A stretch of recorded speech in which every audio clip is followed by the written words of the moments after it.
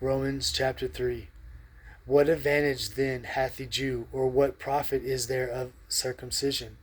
Much every way, chiefly because that unto them were committed the oracles of God. For what if some did not believe? Shall their unbelief make the faith of God without effect? God forbid. Yea, let God be true, but every man a liar. As it is written, that thou mightest be justified in thy sayings, and mightest overcome when thou art judged. But if our unrighteousness commend the righteousness of God, what shall we say? Is God unrighteous who taketh vengeance? God forbid. For how then shall God judge the world? For if the truth of God hath more abounded through my lie unto his glory, why yet am I also judged as a sinner?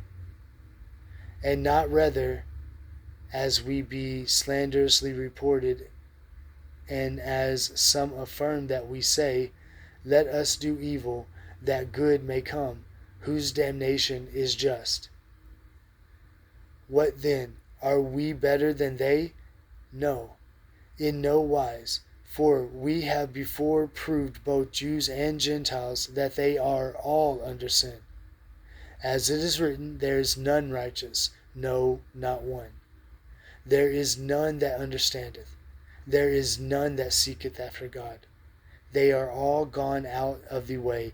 They are together become unprofitable. There is none that doeth good, no, not one. Their throat is an open sepulchre. With their tongue they have used deceit.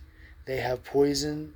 The poison of asp is under their lips, whose mouth is full of cursing and bitterness, and their feet are swift to shed blood. Destruction and misery are always in their ways, and the way of peace have they not known. There is no fear of God before their eyes. Now we know that what things soever the law saith, it saith to them that are under the law, that every mouth may be stopped, and all the world may become guilty before God. Therefore, by the deeds of the law, there shall no flesh be justified in his sight. The law is not to get you into heaven. Obey this religion, obey these laws to get into heaven. The law shows you that you can never obey it enough, never achieve righteousness. It shows you that there is a difference between you and God. It proves that there is a difference between you and God. I am selfish. I live in a world where I put myself above everyone else, and it causes unrest with everyone else who is doing the same thing. By the law, I see these things, not that the law justifies me. Therefore, by the deeds of the law, there shall no flesh be justified in his sight. It doesn't matter what religion or set of rules you're obeying. For by the law is the knowledge of sin. It's not salvation. It's only understanding. It's a tool that he used for us as babies, that we can now take as adults instead of milk as meat and process and see what it is. And it's a tool to show us the difference between us and God, to show us what righteous thinking looks like, what we can understand. Verse 21. But now the righteousness of God without the law is manifested, being witnessed by the law and by the prophets, even the righteousness of God which is by faith of Jesus Christ unto all and upon all them that believe. For there is no difference. For all have sinned and come short of the glory of God, being justified freely by his grace through the redemption that is in Jesus Christ, whom God hath set forth to be a propitiation through the faith of his blood, to declare his righteousness from the remission of sins that are past through the forbearance of God. It's all God's forgiveness. It's amazing. Not even the things that I thought I was doing right my entire life to honor him was anything. It was worthless. It wasn't till I truly listened that not that I've achieved, but I even started to understand that it has nothing to do with me. And how great God actually is. He's listening. He's listening now.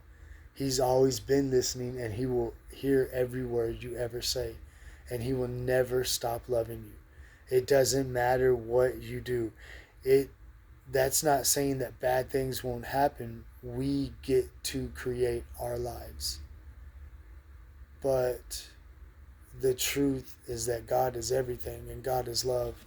And that's really where you get the fulfillment from, is living for the truth. If you were the God, if you were the king, then living for you would make you happy, and it would prove itself to be the truth, because that's where truth would be.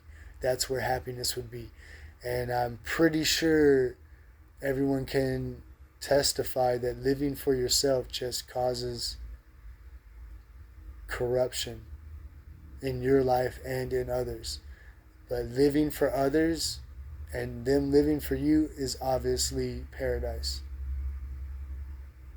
It takes a while to understand that there's no such thing as religion. It's living godly, and that's living for others like he did for you. To declare, I say this, I say at this time his righteousness, that he might be just, and the justifier of him which believeth in Jesus. Where is boasting then? It is excluded. By what law? Of works?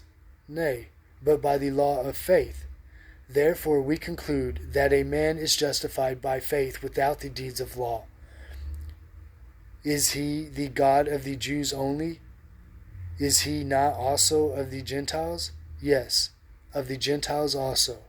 Seeing it is one God, which shall justify the circumcision by faith and the uncircumcision through faith. Do we then make void the law through faith? God forbid. Yea, we establish the law. Oh, that's the end. Pray for everyone. Sorry for talking.